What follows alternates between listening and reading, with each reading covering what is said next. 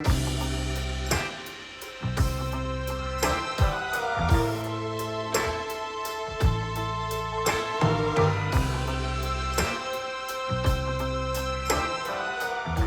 and welcome to Berkshire Spotlight. My name is Tyler Kuhn and I'm standing here before the Berkshire Mall, a place once bustling with shoppers from around the state, even out of state they would come. However, today, this mall is 720,000 square feet of emptiness. What happened that made this mall fall so far from where it once was? And what's in store for the future of this mall in 2021 and onwards? Those are questions that I'm going to answer today.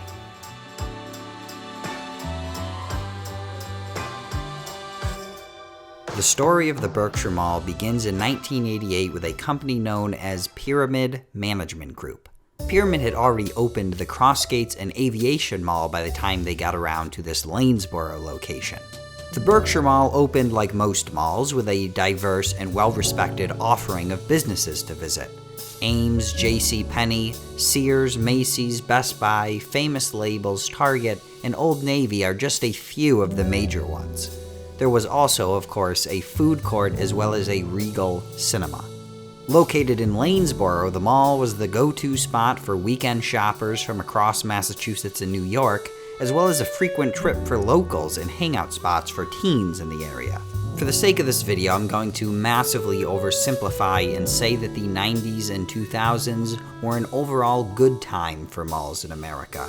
Consumers were spending money at an all-time high, retailers were opening new stores left and right, and the shopping mall was becoming a cultural icon. Of course, all good things do come to an end, usually not as quickly as we can observe with the case of the Berkshire Mall. As malls across the country continued to decline, Pyramid Management Group certainly felt the hurt, failing to make their $36.9 million mortgage payment and consequently losing their ownership of the mall.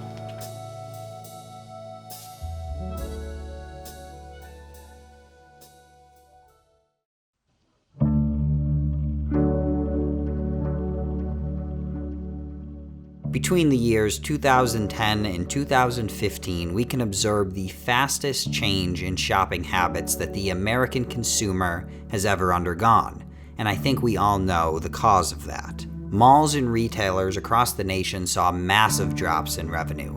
The Berkshire Mall, not being located in a heavily trafficked area such as the Natick Mall or the Crossgates Mall, perhaps felt that drop worse than most. The Berkshire Mall, now under the control of COM 2005-FL10 Berkshire Mall LLC, and yes, that's really their name, began to slowly watch its tenants leave.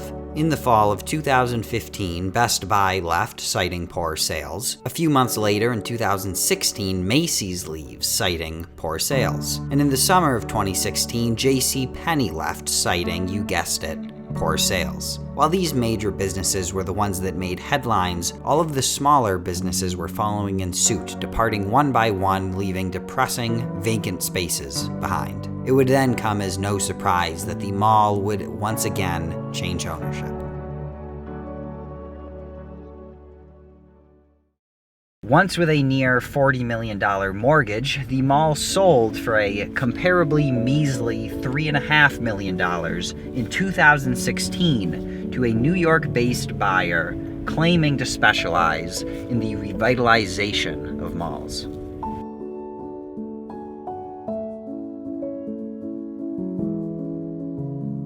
The New York-based Cohan Retail Investment Group took ownership of the Berkshire Mall in 2016 and immediately raised hopes. Mike Cohen, president of the company, stated, "I usually deal with malls that are in a distressed situation. I bring in more tenants and try and revitalize them."